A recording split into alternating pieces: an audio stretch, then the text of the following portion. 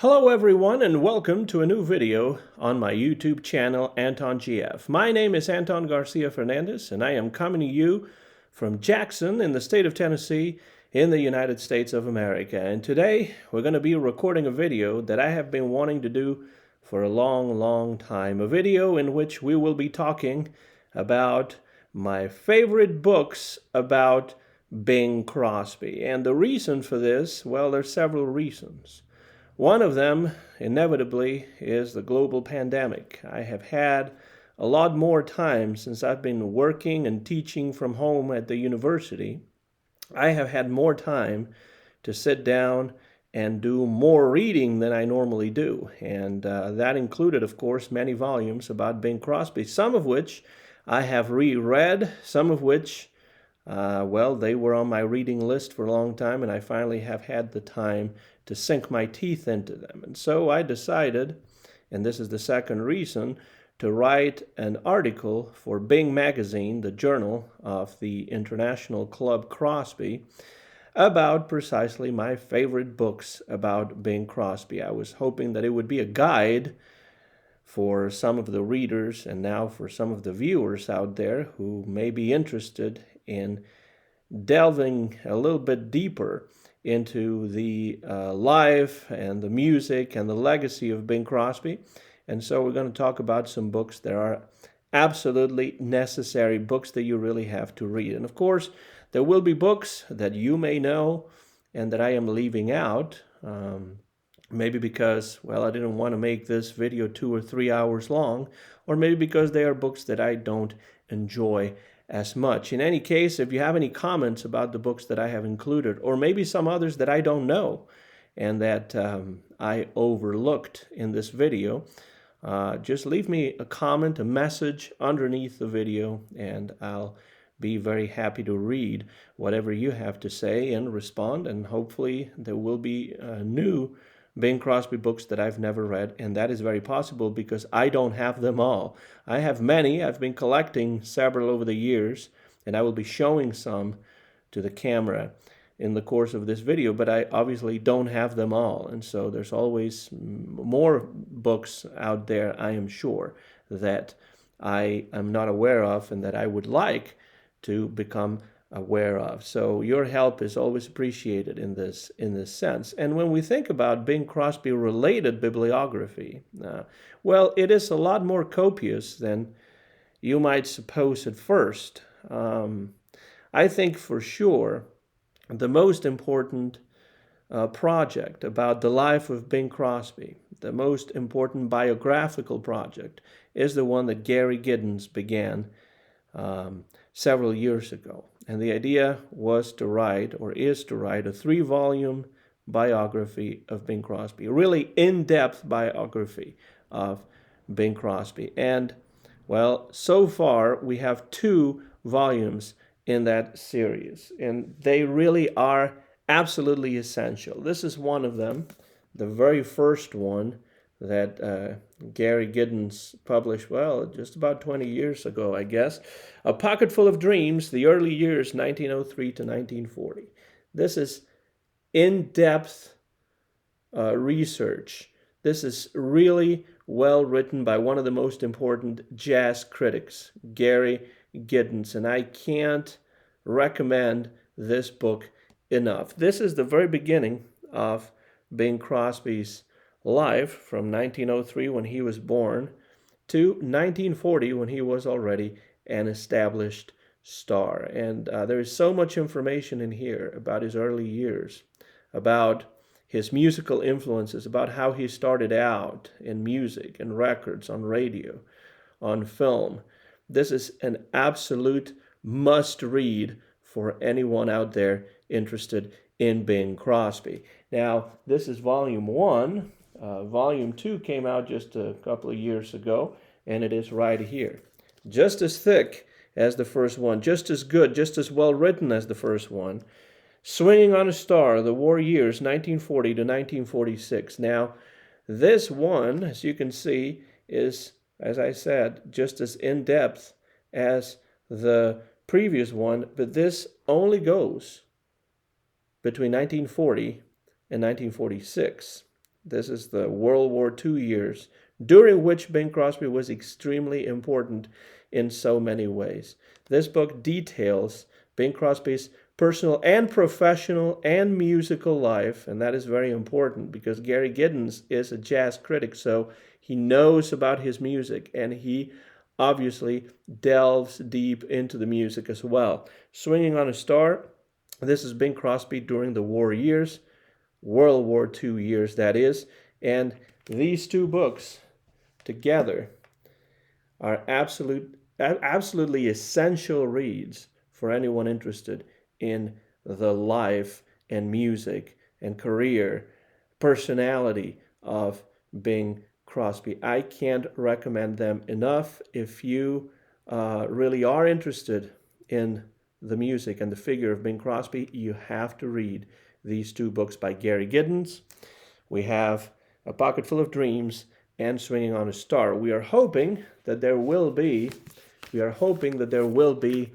a third volume in this series, because that would bring Bing's life all the way up to his passing in 1977, and I know that Gary Giddins is working on the third volume in this series, and hopefully he will be able to publish it before too long. Anyone that knows and likes Bing Crosby is really hoping that Gary Giddins will be able to publish the third and last installment in this series.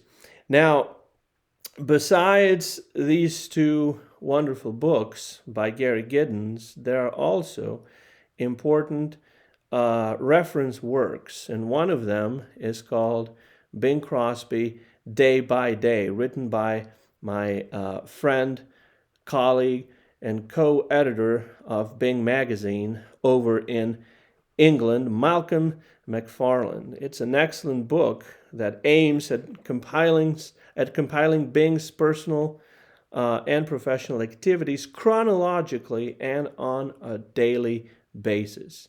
That really is a wonderful effort on the part of Malcolm Macfarlane.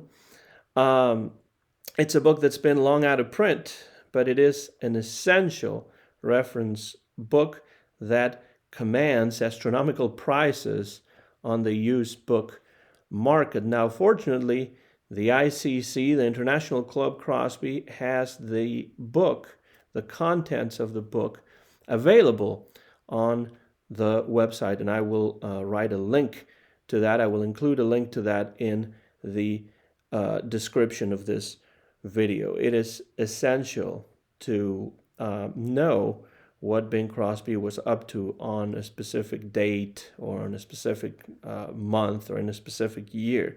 And Malcolm Macfarlane has done an outstanding job of putting such a book together day by day. If you find it in print and it's not too expensive, which good luck with that, really, because the used copies go for a lot of money right now, well, make sure to snatch it and keep it. I don't have a copy of it myself, but fortunately it is available online. Then we also have the complete Bing Crosby discography, written by the late Frontis Wig Wiggins, and that is also an important reference work in that it includes all the recordings that Bing Crosby made, all the studio recordings that Bing Crosby made throughout the several decades in which he was active. So Wig Wiggins is also to be commended for that complete discography of Bing Crosby, which is available from the International Club Crosby. And then we also have the 5-volume The Crosby Collection, 1926 to 1977, by Fred Reynolds, which features ample commentaries on Bing's recorded output. So the book by Wig Wiggins lists all the recordings. The book, the 5-volume set, which I have, but like I said, it's 5 volumes. It's on my shelf. The Crosby Collection, 1926 to 1977, by Fred Reynolds, includes commentaries on most of Bing Crosby's recordings in chronological order as well. Now, leaving aside the Gary Giddins books and these great reference books that I have mentioned, books about Bing Crosby really go back to the very first decade of Bing's worldwide popularity. In 1937, Ted and Larry Crosby undertook the writing of this book right here called Bing. This is a reprint. This is a facsimile edition of it. It's this book, Bing, by Ted and Larry Crosby. This is a novel-like account of their brothers' early years. And it says, illustrated with many single and grouped engravings. And it is true that it is illustrated. As you can see, there's Bing right there. His first wife, Dixie Lee Crosby, is in there. There are pictures as well inside. And this book, there's Bob Crosby, for example. This book is written as a novel. It is novelized then, and it's perhaps a little embellished through fiction, but it really is a fascinating read and a very entertaining introduction to Bing's early life, written by two men who really knew him very well. And it's also, especially this edition right here, I also have an earlier edition somewhere, but this is one that's easy to find from any online retailers. It's a reprint, as I said, of Bing by Ted and Larry Crosby. It's interesting to note that this first edition of it says that it was written by Ted and Larry Crosby, but later editions only list Ted Crosby, and I have never really understood why Larry's name was struck out of later editions. Maybe somebody out there watching this video may know that. I've been really curious about this for a long time, so if anybody out there knows why Larry's name was struck out in later editions and the book appears as only by Ted Crosby, well, write a message, please, under the video in the commentary section and let me know.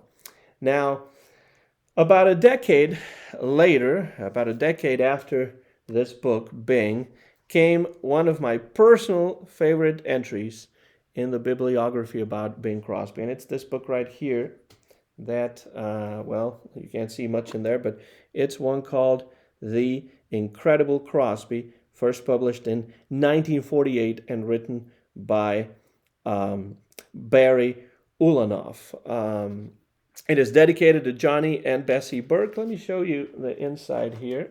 This is an original edition. Something's falling right there.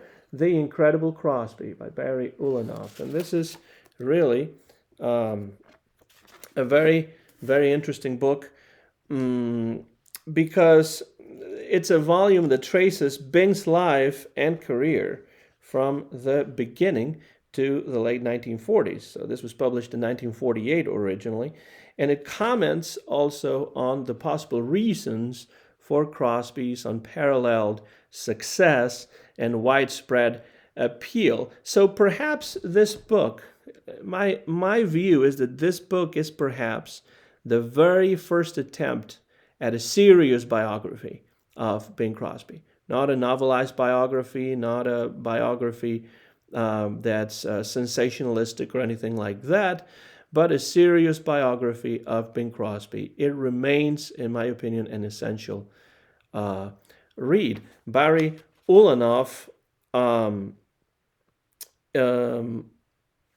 was a man who very clearly took his task very seriously and went through an extensive process of documentation that included interviews with relatives, friends, business associates, and even former classmates at Gonzaga University.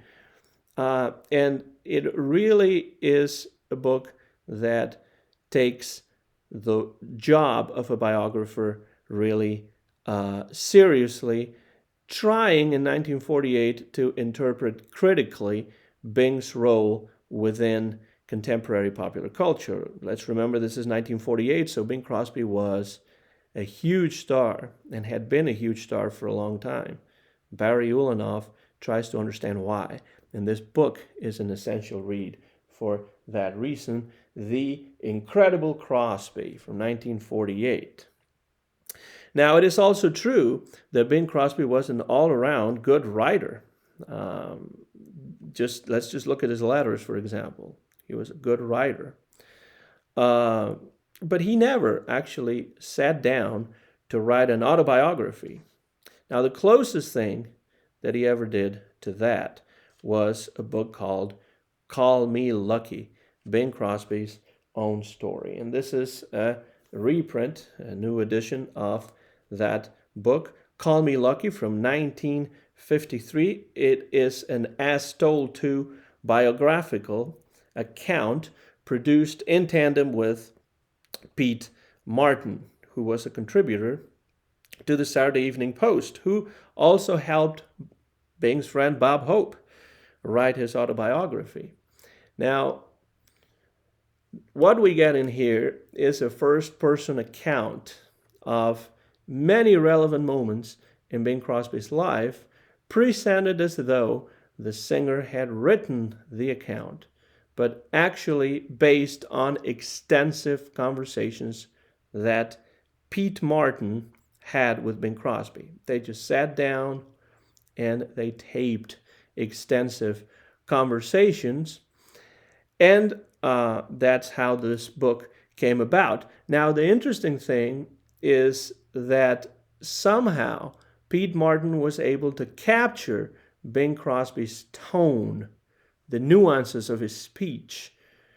And he does that so well and to such an extent that it is really hard for me to believe that it was written simply by Martin based on conversations with Bing and not by Bing himself.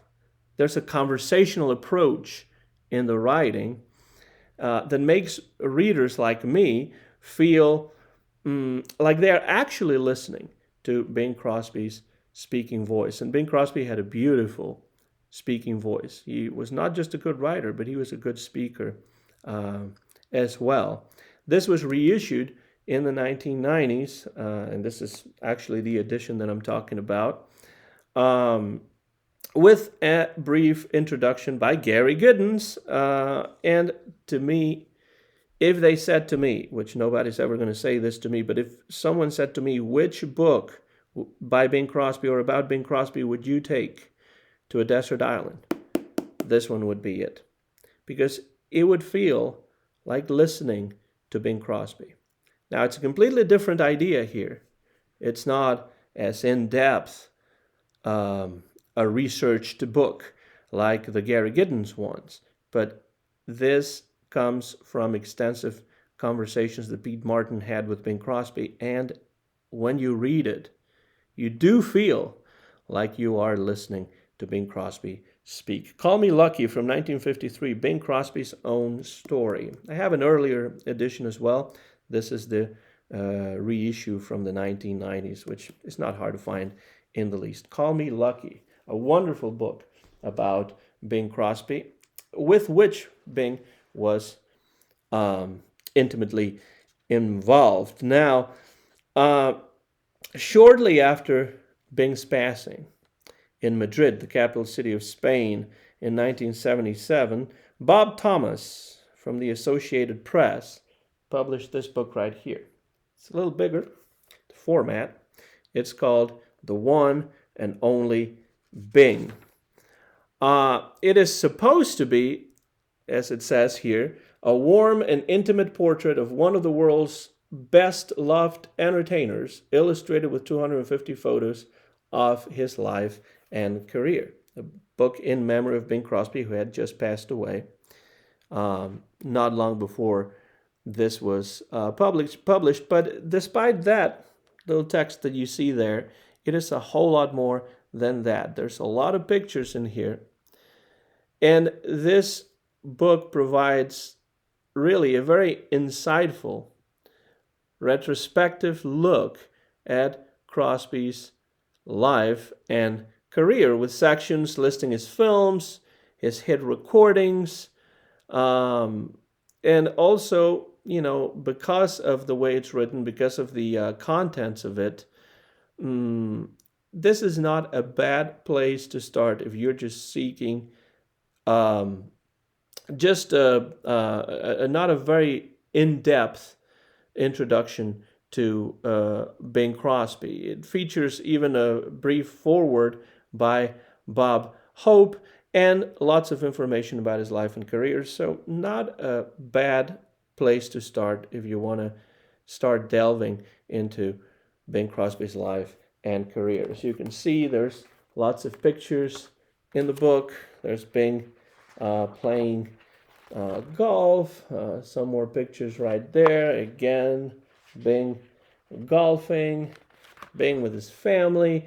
Lots of different pictures of Bing Crosby. A very interesting book that is not really that hard to find, and it provides a pretty nice introduction to Bing's life and career. The one and only Bing, and it says there with a special tribute by Bob Hope. Says Bob Hope in his introduction, "When Bing Crosby died at a golf course in Madrid, I lost a partner with whom I've had some of the most delightful moments of my life.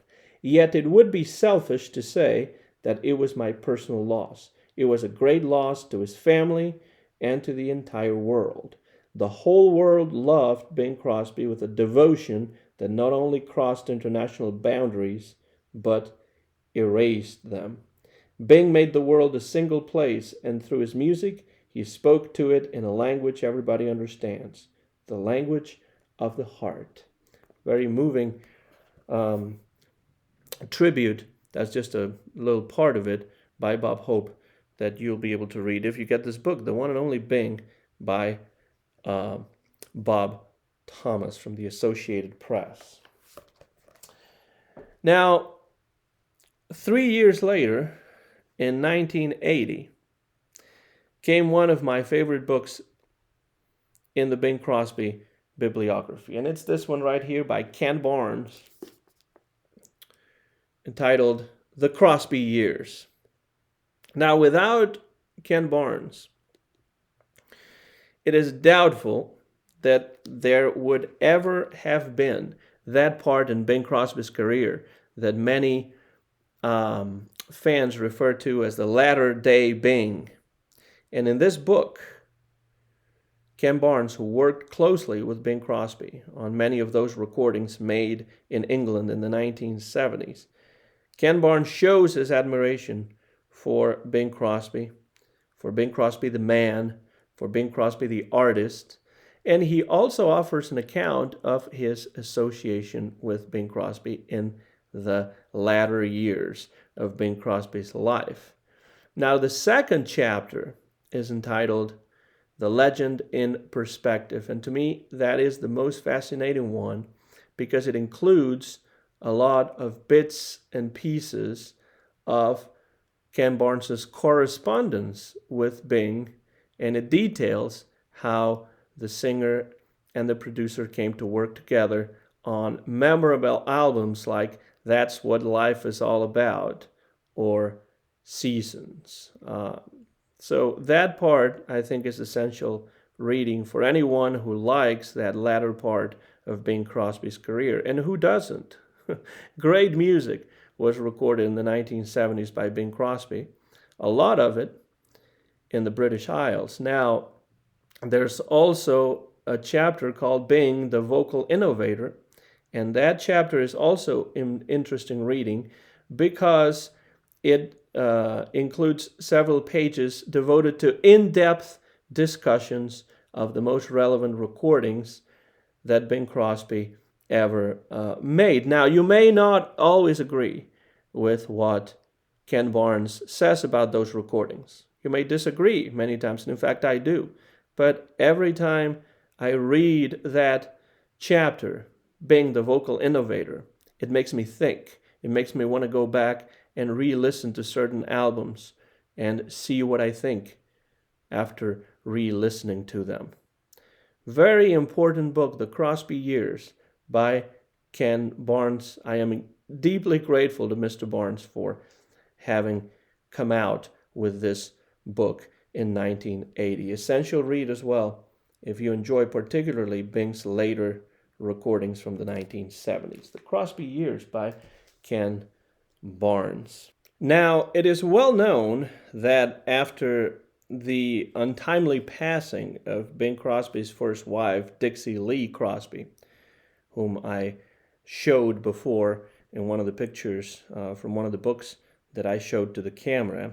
After she passed away in 1952, Bing Crosby began a relationship with Kathryn Crosby, who would become his second wife in 1957, and with whom he would also have several children.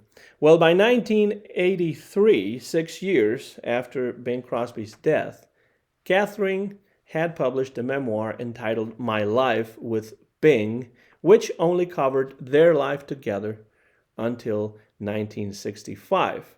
Now, this book, My Life with Bing, was reprinted in 2004, and it is right here, also a big format, but a very interesting read as well. This was reprinted in 2004 as My First Years with Bing. And this was reprinted not long after the publication of My Last Years with Bing by Kathryn Crosby. So this one right here is the original one, which goes up to 1965. Now this one right here picks up where this one left off and starts in 1965 and goes all the way to Bing's passing in 1977. These two books are interesting because, well, they are conversational in tone, and they are generously illustrated, both in black and white and also in color. And it is really enjoyable to read these two books because, well, we get a personal glimpse at Bing and Kathryn's life together from Kathryn herself, somebody that knew Bing obviously really well, his second wife, Kathryn Crosby. So my first years with Bing and my last years with Bing. Interesting reads.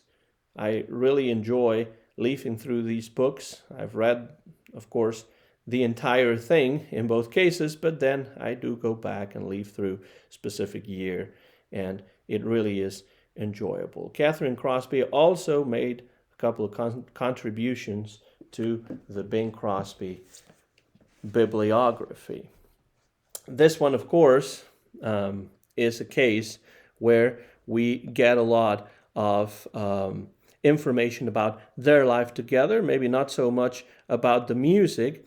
And in fact, until jazz critic Gary Giddins decided to undertake the project of delving really deeply and really doing research into Bing Crosby's life for the two books with which we started this video. Until that happened, there were not a lot of books really that discussed Bing Crosby's music. One of them was Ken Barnes's The Crosby Years. Another one was this one right here called Troubadour, Crosby and the Invention of Pop Singing by Norman Wolfe. This one right here is written by a lifelong collector and Crosby fan.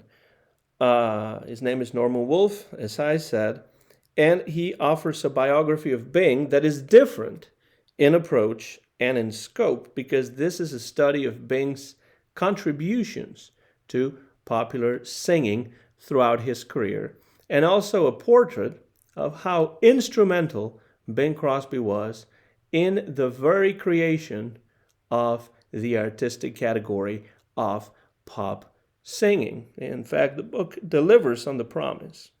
Troubadour, Bing Crosby, and the Invention of Pop Singing. That is what the book concentrates on. And for those of you out there who are truly interested in Bing's music, in Bing's art, in Bing's sound, in Bing as a pop singer, and a very modern, influential one at that, this is as essential a read as the chapter on Bing Crosby and Louis Armstrong that Will Friedwald included in his book Jazz Singing. Now, the book Jazz Singing by Will Friedwald is not a book about Bing Crosby, but it includes a very interesting, very important chapter about the musical relationship between Bing Crosby and his friend Louis Armstrong, and how Bing and Satchmo influenced each other. So, Troubadour by Norman Wolfe, and then if you haven't read Jazz Singing by Will Friedwald, I definitely recommend that book, and particularly that chapter about Bing Crosby and Louis Armstrong. We're getting to the end now, because the last book that I'm going to mention here is a very important book in many ways. It is a book that came out of one of the most important events in the history of criticism on Bing Crosby, and that is the conference Bing Crosby and American Culture that was held at Hofstra University between November 14th and 16th of the year 2002. This is, or was, a scholarly symposium aimed at examining Bing Crosby's place in American culture. This is something that Barry Ulanov had tried to do in his book in 1948, The Incredible Crosby, and well, several decades after the publication of that book, at Hofstra University here in the United States, there was a symposium aimed at examining Bing Crosby's place within American culture. And this, of course, included several panels and presentations, and even a banquet with a performance by Margaret Whiting. Apparently Tony Martin was going to appear, but due to illness he had to cancel and was replaced by the lovely Margaret Whiting. Well, that symposium, that conference was commemorated, was highlighted by the publication of this book right here, Going My Way, Bing Crosby and American Culture, which came out 5 years after the conference in 2007. It is edited by Ruth Pregosi and Walter Robichek. Pregosi, by the way, wrote an excellent biography of crooner Dick Haymes that I have always loved and enjoyed reading. And it has a foreword by Michael Feinstein, an introduction by Gary Giddins, and the volume features the proceedings from the conference and includes a wide array of theoretical, cultural, and historical articles about diverse aspects of Bing's career. And if we look, just by taking a cursory look at some of the titles, we have, for example, Analogies of Ignorance in Going My Way. Going My Way, Crosby and Catholicism on the Road to America. Saint Bing, Apatheia, Masculine Desire, and the films of Bing Crosby. This is part of the theoretical perspectives on Bing Crosby. Bing on a Binge, casting against type in The Country Girl. And then we have a part 2 with cultural perspectives on Crosby, Bing Crosby, rock and roll godfather, American archetypes, how Crosby and Hope became Hollywood's greatest comedy team, Crosby at Paramount, from crooner to actor, and so on. And then we have historical perspectives on Bing Crosby. For example, Bing Crosby's magnetic tape revolution, talking about his involvement in the funding for the invention of magnetic tape. There's some article by Wig Wiggins about the Bing Crosby fan clubs. And then there are some personal comments by Kathryn Crosby, Stephen Crosby, and Ken Barnes. This book is very interesting for anybody seriously interested in Bing Crosby. From an academic perspective, many of these articles, some others are not really written from an academic perspective, but they were presented within an academic context, which was that conference at Hofstra University back in November 2002. A really good book that belongs on the shelf of any serious Bing Crosby fan. Going My Way, Bing Crosby and American Culture. This is the last book that I'm going to be commenting on. The last book that I will include in this video that has discussed my essential Bing Crosby reads, the essential Bing Crosby Bibliography. As you can see, these are books that I have treasured and that I have enjoyed over the years. And all of them, for different reasons, are highly recommended. If you really want to delve into the life, the career, and the music of Bing Crosby, then for sure pick up Gary Giddens's first two volumes, Pocketful of Dreams and Swinging on a Star. Hopefully, we will have a third volume coming up to take Bing Crosby's life and career up and all the way to his passing in 1977. But any of the books that I have shown and that I have discussed in this video are interesting books for anyone who is interested in Bing Crosby from different perspectives, different approaches, and different interests. If you have any comment about any Bing Crosby book that I have mentioned, or any other that I have not mentioned, and that you would like to bring to my attention because you like it particularly, because it has been a part of your life, of your appreciation for Bing Crosby, make sure to leave a little comment right underneath this video, and I'll be very happy to read it and communicate with you in that way. My name is Anton Garcia Fernandez, signing off now from Jackson in the state of Tennessee in the United States of America. This video was recorded in Jackson in the early days of July of the year 2021. Mine is the copyright of this video, which you will be able to watch very soon on my YouTube channel, Anton GF. As always, thank you very much for your attention. Thank you very much for the comments. And, well, now it's time to dust off some of your volumes about the one and only Bing Crosby. Thank you, and so long, everybody.